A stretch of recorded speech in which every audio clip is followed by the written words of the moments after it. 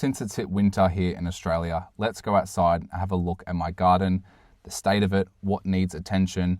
I'm a gardener full-time running my own business, so I neglect the garden at home, and I think that's pretty standard for anyone who's doing a trade. If you're a mechanic, you kind of neglect your car, so on and so forth. So my garden needs some work. There's a lot of stuff that's overgrown, a lot of things that need to be cut back. Like I said, it's winter here at the moment, an undercover area where I've got all these in pots. I need to cut this back, which starts off with the kangaroo paw, removing all of the dead kangaroo paws right down to the base. This mint needs to be cut back to the soil level. It's going to grow back. It's basically a weed, so I've got it in a pot so it doesn't spread. And I'm getting all the dead debris out. That's going to grow back. Salvia, cutting it back to sticks. You can cut it back however hard you want. I just find where the lowest green leaf is shooting out of the wood, a lot of the nodes are close together, so you can just take a shape that you want, cut it back. It's going to come back better.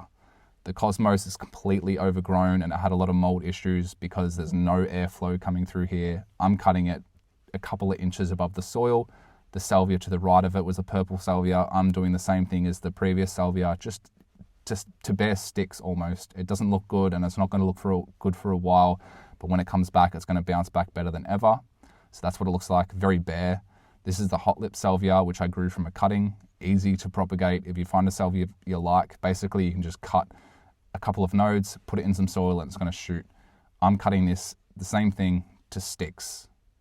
Doesn't look good. There's no flowers on it, obviously, but it's going to come back better than ever. This is some oregano that is completely overgrown.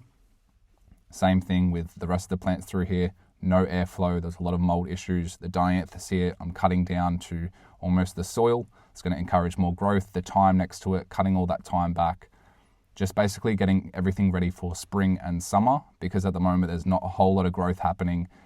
It's very cold days, not a lot of sunlight, just deadheading the calendula. The lavender's fine, they're still in flower, the calendula's still in flower.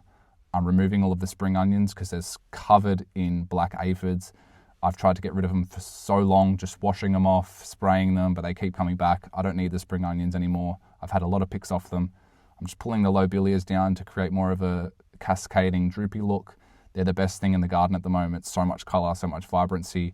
So that's the feature at the moment. The rest of the garden, just going to create more airflow as much as I can, cutting things back. This is just stage one, and this is what it looks like from now.